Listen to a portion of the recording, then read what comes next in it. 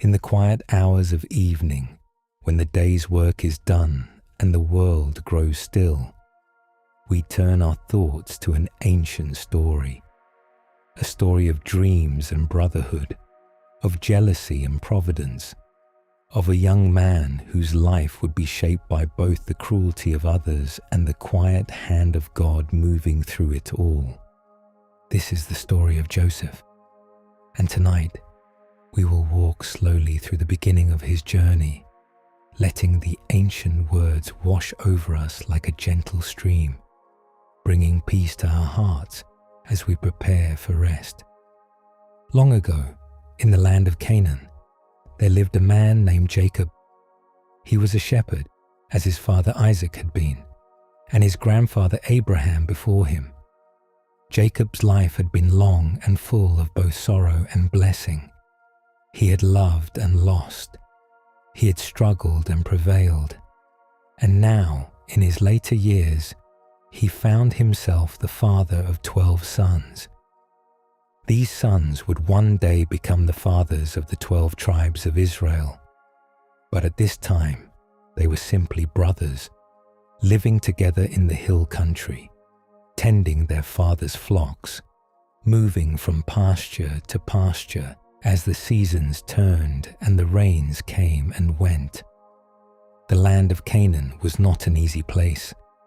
It was a land of hills and valleys, of rocky soil and sparse vegetation. Water was precious. Good grazing land had to be found and protected. The work of a shepherd required patience, vigilance, and strength. Jacob's sons knew this work well. They had grown up with the smell of wool and the sound of bleating sheep. They knew how to lead a flock to water, how to protect the young lambs from predators, how to move camp when the grass grew thin. But among these brothers, there was one who was different, one who was beloved above all the others. His name was Joseph. Joseph was the 11th son of Jacob, but he held a special place in his father's heart. This was because Joseph was the firstborn son of Rachel, Jacob's most beloved wife. Jacob had loved Rachel deeply, more than he had loved Leah, his first wife. And though Rachel had died giving birth to Benjamin, Jacob's youngest son, the memory of her remained fresh in Jacob's mind. When Jacob looked at Joseph, he saw Rachel. He saw the woman he had worked 14 years to marry. He saw the love of his youth, now gone, but alive again in the face of this young man.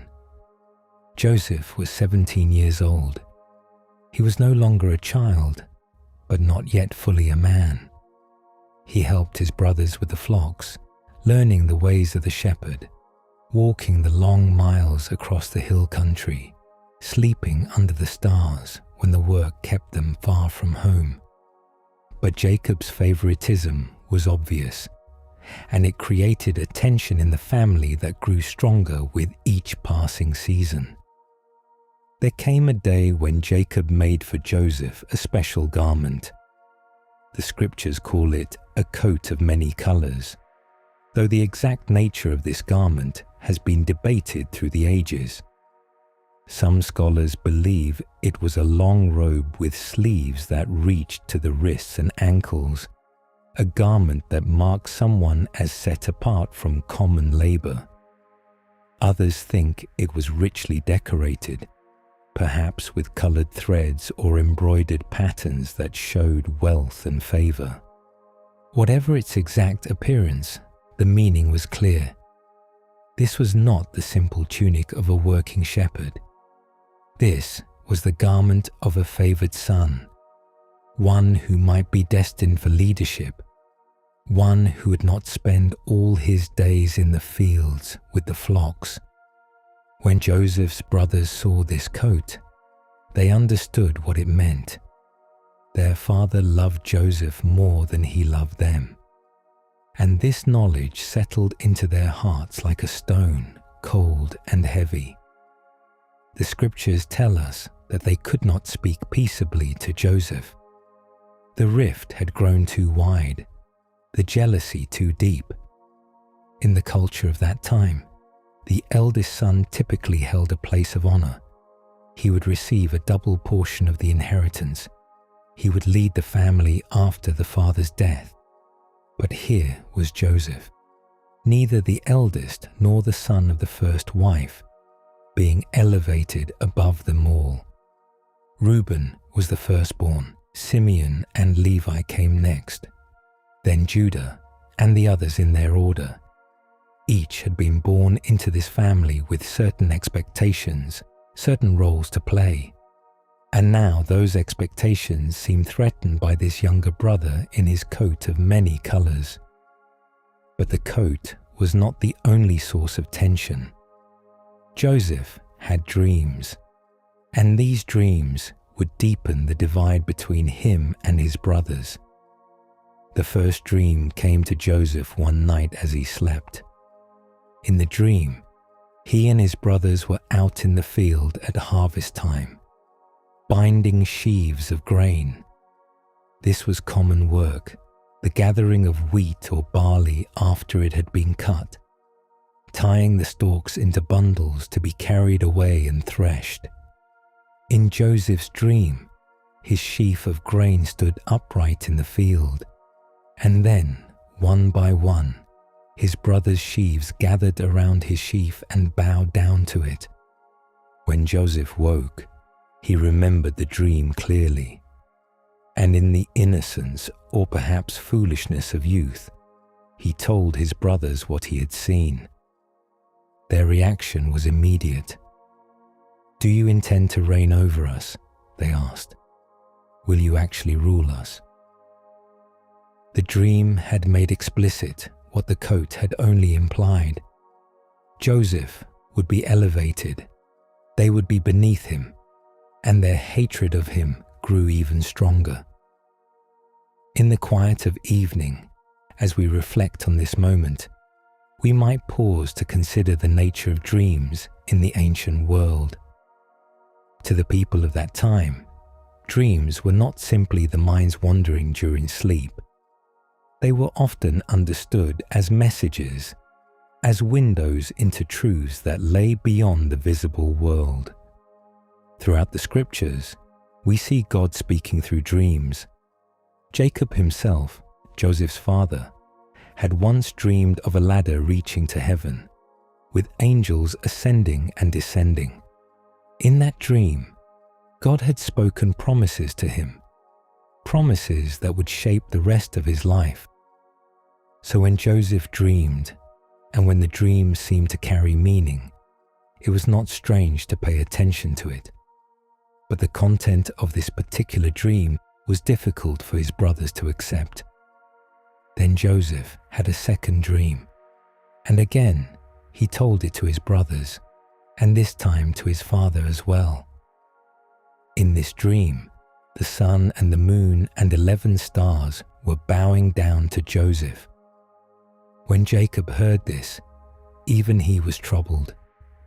"What is this dream you have had?" he asked. "Will your mother and I and your brothers actually come and bow down to the ground before you?"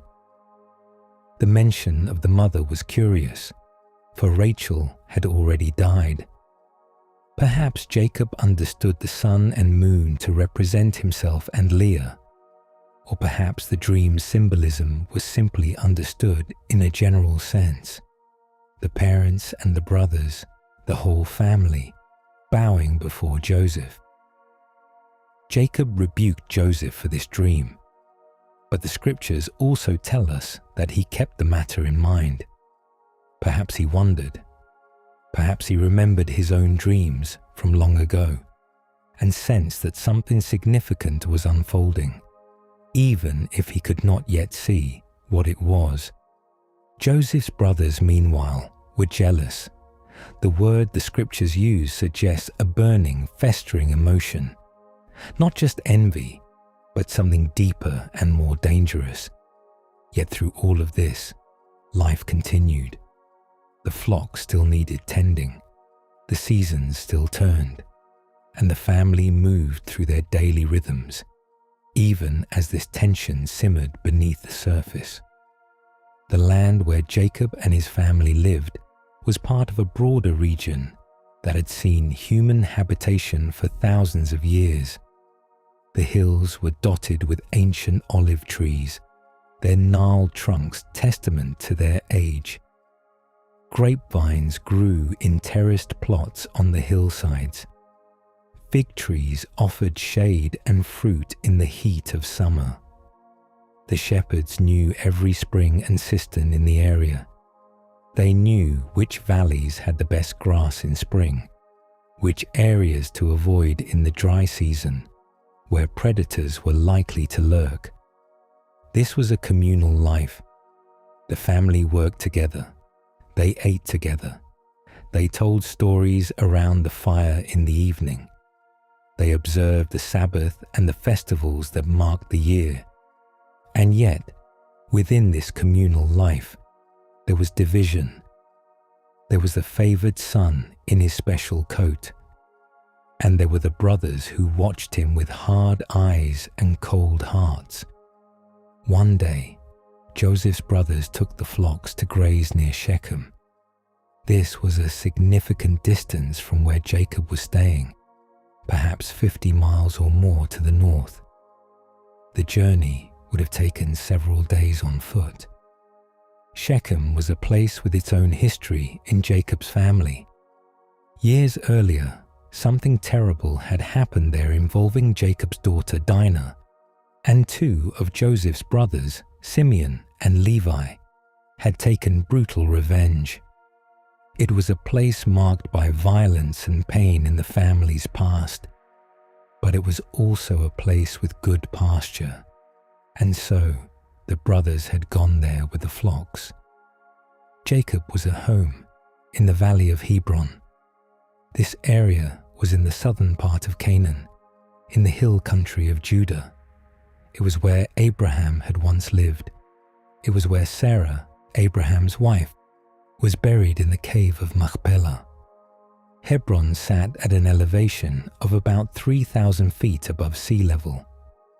The air was cooler there than in the lowlands. The soil was rocky but fertile in the valleys. It was a good place for a man growing old to settle.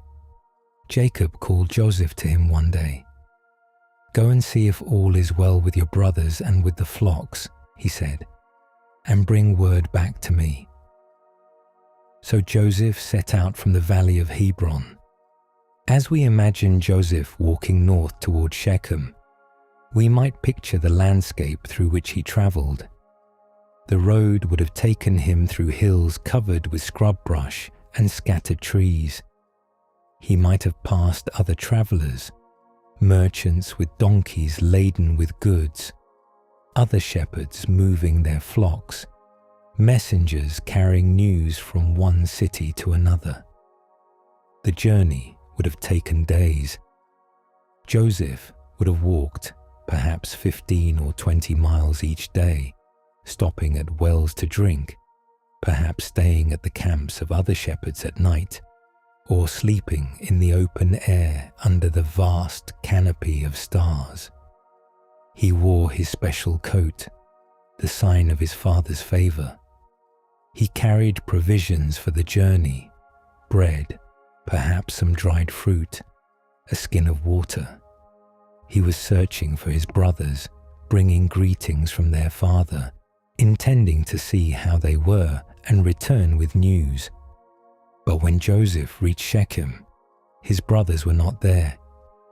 Joseph wandered through the area, looking for some sign of his brothers and the flocks, and then a man found him, a stranger who saw him walking through the fields. "What are you looking for?" the man asked. "I'm looking for my brothers," Joseph replied. "Can you tell me where they are grazing their flocks?" The man had seen them. "They have moved on from here," he said. "I heard them say, 'Let's go to Dothan.'" So Joseph continued north, following the direction the stranger had given him. Dothan was another 12 or 13 miles beyond Shechem.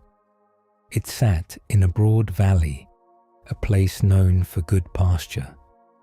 There were wells there, and in later times there would be a city, but at this time it was simply a place where shepherds brought their flocks. Joseph walked on, following the road north, drawing closer to his brothers with each step. He did not know what awaited him there.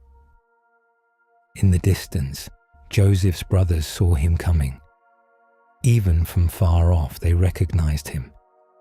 Perhaps it was his gait, the way he walked, or perhaps it was the distinctive coat he wore, visible even from a great distance across the open valley. "Here comes that dreamer," they said to one another. The words carried contempt. The dreamer, the favored one, the brother who spoke of sheaves and stars bowing down. And in that moment, a dark thought took shape among them. "Come now, let's kill him," they said.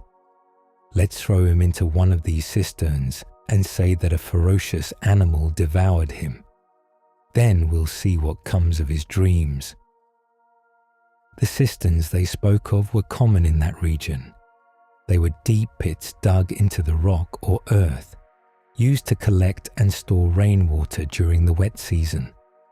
When empty, they could be 20 or 30 feet deep, with narrow openings at the top. A person thrown into an empty cistern would have no way to climb out. The plan was simple and terrible. Kill Joseph, hide the body, tell their father that some wild animal had killed him, and the problem of the favored son would be solved. But Reuben, the eldest brother, heard this plan and was troubled by it. Reuben held a complicated place in the family. As the firstborn son, he should have been the leader, the one who commanded respect, but he had made mistakes that had cost him his father's favor. Years earlier, he had dishonored his father in a grievous way, and though it had been forgiven, it had not been forgotten. Now, hearing his brothers plot to kill Joseph, Reuben felt the weight of his position. Perhaps he thought of their father and the grief that would destroy Jacob if Joseph were killed. Perhaps he thought of his own responsibility as the eldest to protect the younger ones. "Let's not take his life," Reuben said. "Don't shed any blood. Throw him into this cistern here in the wilderness, but don't lay a hand on him." Reuben's plan was to rescue Joseph later, after the brothers' anger had cooled. He would come back, pull Joseph out of the cistern, and send him safely home to their father. The other brothers agreed to this modification. They would not kill Joseph with their own hands. They would simply throw him into the cistern and leave him there. And so, they waited for Joseph to arrive. Joseph came to where his brothers were camped. Perhaps he called out a greeting as he approached. Perhaps he smiled, glad to have found them at last after his long journey. His brothers moved quickly. They seized him and stripped off the richly ornamented coat, the symbol of everything they resented. Joseph must have been terrified, his own brothers turning on him with violence. Perhaps he cried out, asking what he had done wrong. Perhaps he struggled against them, but there were 10 of them, and he was alone. They overpowered him easily. Then they took him to one of the nearby cisterns, a dry pit with steep walls of rock or hard-packed earth. They lowered him down into the darkness, and then they left him there. The scriptures tell us the cistern was empty. There was no water in it. Joseph landed on the hard bottom, perhaps 20 feet below the opening. Above him, he could see the circle of sky. Around him, darkness and stone. He was trapped, helpless, alone. Meanwhile, his brothers sat down to eat their meal. Think of that moment. the casual cruelty of it. Their brother was in the pit, and they were eating bread and cheese, perhaps passing around a skin of wine, talking among themselves. Did they hear Joseph calling out from the cistern? Did he shout for help, beg them to let him out? The scriptures do not tell us, but it is hard to imagine that Joseph was silent down there in the darkness. As the brothers ate, they looked up and saw something in the distance. A caravan was approaching. Caravans were a common sight along the trade routes of the ancient world.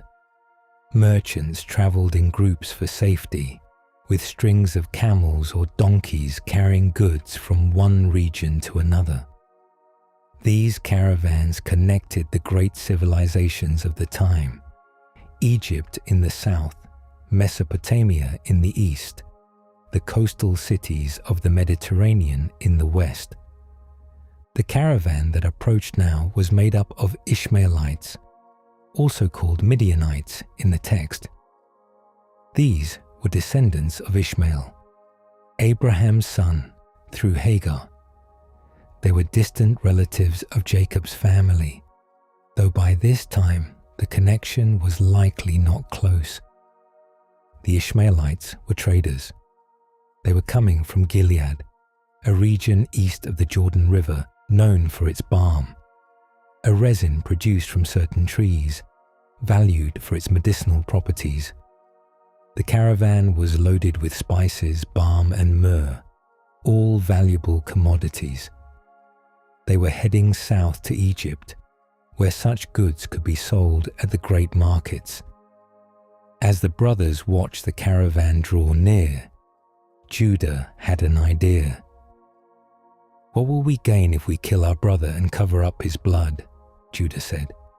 "Come, let's sell him to the Ishmaelites and not lay our hands on him. After all, he is our brother, our own flesh and blood." His brothers agreed. So when the Ishmaelite merchants came near, the brothers went to the cistern, pulled Joseph up out of the pit, and sold him to the traders for 20 shekels of silver. 20 shekels was the standard price for a slave of Joseph's age, according to the laws of that time. It was not a large sum, but it was enough to divide among the brothers, enough that they gained something from their betrayal. Joseph was bound and added to the caravan. The merchants would take him to Egypt, where the slave markets were large and busy. A young, strong Hebrew would fetch a good price there. And so Joseph, the favored son, the dreamer who had seen stars bowing down to him, was led away in chains by strangers, heading toward a land he had never seen. The caravan moved south, following the ancient trade routes, and Joseph moved with them, leaving behind everything he had known: his father, his home, his identity as a son of Jacob. Reuben had not been present when the brothers sold Joseph. Perhaps he had gone back to tend the flocks, or perhaps he had gone away for some other reason. But when he returned to the cistern, intending to pull Joseph out and send him home, he found it empty. He tore his clothes in grief and distress. This was a traditional sign of mourning and anguish in that culture. To tear one's garments was to express devastation, loss, horror at what had occurred. "The boy isn't there," he cried to his brothers. "Where can I turn now?" But the deed was done. Joseph was gone. And now the brothers had to face what they had done. They took Joseph's coat, the richly ornamented robe their father had made for him. They slaughtered a goat and dipped the coat in the blood, soaking the fabric until it was stained and torn. Then they took the coat back to their father.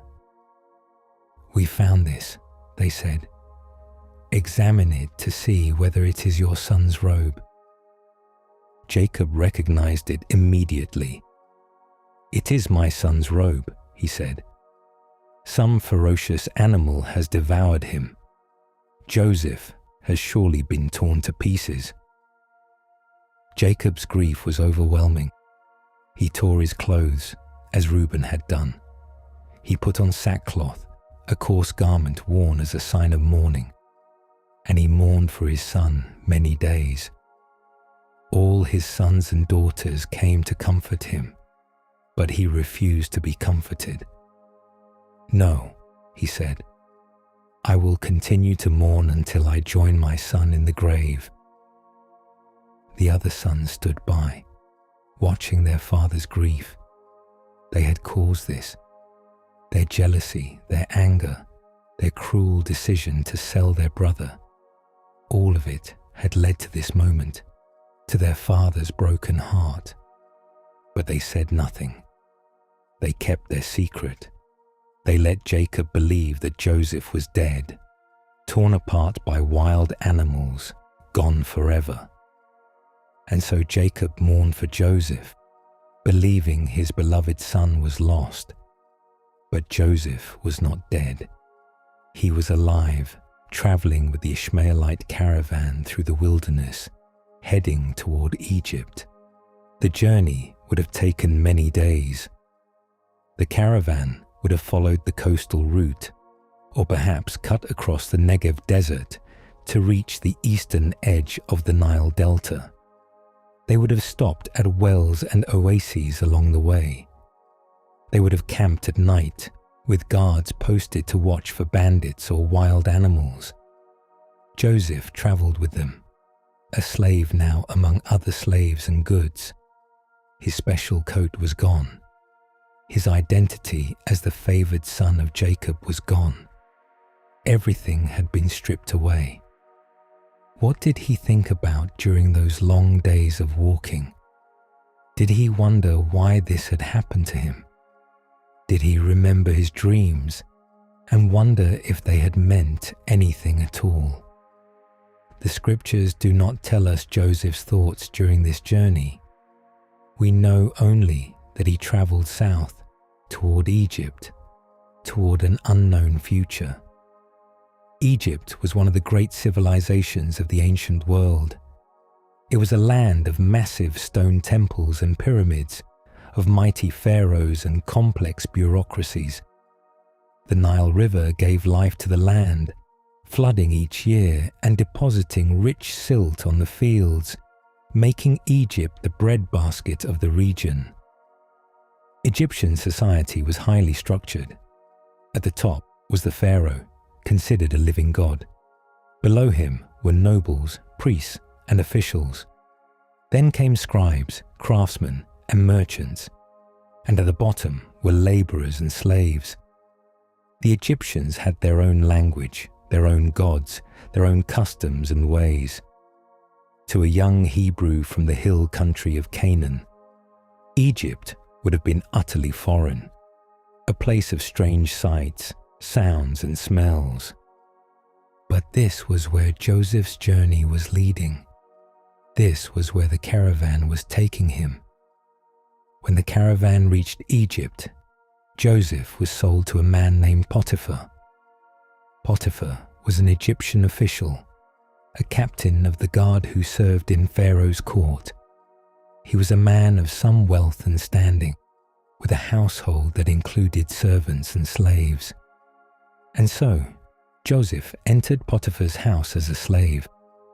The favored son of Jacob, who had once worn a richly ornamented coat, was now the property of an Egyptian official with no rights and no freedom.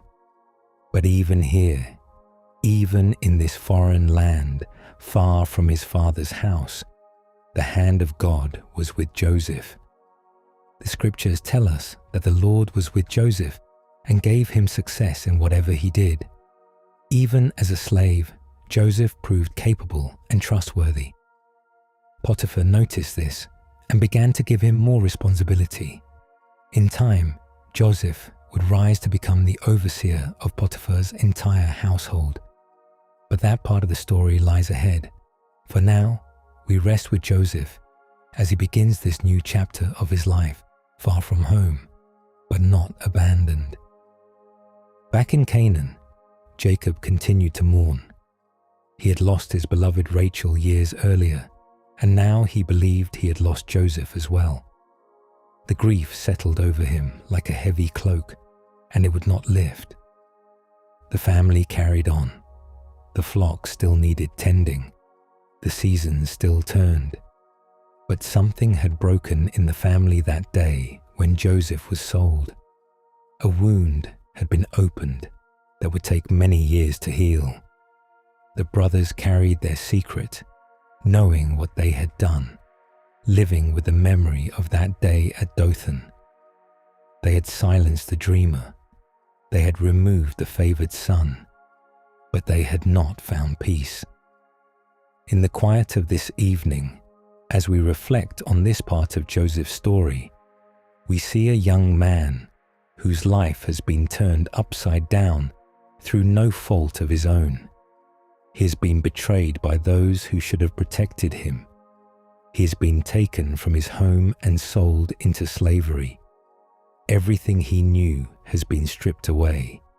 And yet, the story tells us that God was with him. Even in the darkest moments, even in the pit and on the long road to Egypt, God had not abandoned Joseph. This is where we pause tonight. We have walked with Joseph from his father's house to the slave markets of Egypt. We have seen the jealousy of his brothers, the grief of his father, and the beginning of a journey that would change not only Joseph's life, but the course of history. The story continues, but for now, we rest. We let these ancient words settle into our hearts. We remember that even in times of betrayal and loss, even when we cannot see the path ahead, we are not alone. May you find peace this night. May your rest be deep and your dreams be gentle. And may you wake refreshed, ready for whatever tomorrow brings. The story of Joseph will continue, but for now, we rest in the knowledge that even in the darkness, there is light. Even in the pit, there is hope. Even in the foreign land, there is the quiet presence of God. Sleep well. Amen.